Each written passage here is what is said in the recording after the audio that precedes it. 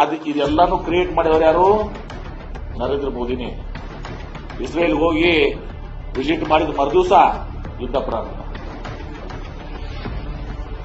ಇವತ್ತು ಇರಾನ್ ಏನಾದ್ರೂ ನಮಗೆ ಇಲ್ಲಪ್ಪ ನಮ್ಮನ್ನು ಕೂಡ ಅದೇ ಲಿಸ್ಟ್ ನಲ್ಲಿ ನೀವು ಇಸ್ರೇಲ್ ಬೆಂಬಲಿಸಿದಿರಿ, ಇದು ಮಾಡಿದಿರಿ ಅಂತ ಹೇಳಿ ಇದು ಮಾಡಿದ್ರೆ ನಮ್ಮ ಪರಿಸ್ಥಿತಿ ಏನಾಗ್ತಿತ್ತು? ಅವಾಗ ನಾವು ಏನೋ ಒಂದು ಮೋದಿಯವರು ಹೇಳ್ತಿರಲ್ಲ, ಅದರಲ್ಲಿ ಚರಂಡಿಯಲ್ಲಿ ತೆಗೆದು ಗ್ಯಾಸ್ ಮಾಡಬೇಕಾಗ್ತದೆ. ಗಟಾರ್ ಅಂತ ನಮ್ಮಲ್ಲಿ ಚರಂಡಿ ಅಂತೀರಪ್ಪ ಬೆಂಗಳೂರಿನ. Stand is wrong, foreign policy stand is wrong. Iran is been a friendly nation.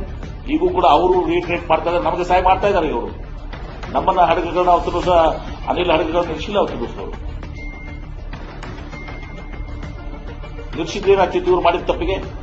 ನೀವು ಇಸ್ರೇಲ್ಗೆ ಹೋಗಿದ್ದು ಮಾಡಿದ್ರೆ ನೆಕ್ಸ್ಟ್ ಯುದ್ಧ ಆಗಿದೆ, father of the nation world ಅಂತ ಹೇಳಿದಿರಿ ಅಂತ ಹೇಳಿ ಅವ್ರು ಏನಾದ್ರು ಮಾಡಿದ್ರೆ ನೋಡಿ. ರಾಹುಲ್ ಗಾಂಧಿ ಅವರು ಹೇಳಿದಾಗೆ Modi's personal foreign policy, Modi ಅವರದೇ ಫಾರಿನ್ ಪಾಲಿಸಿ ಇಂಡಿವಿಜುವಲ್.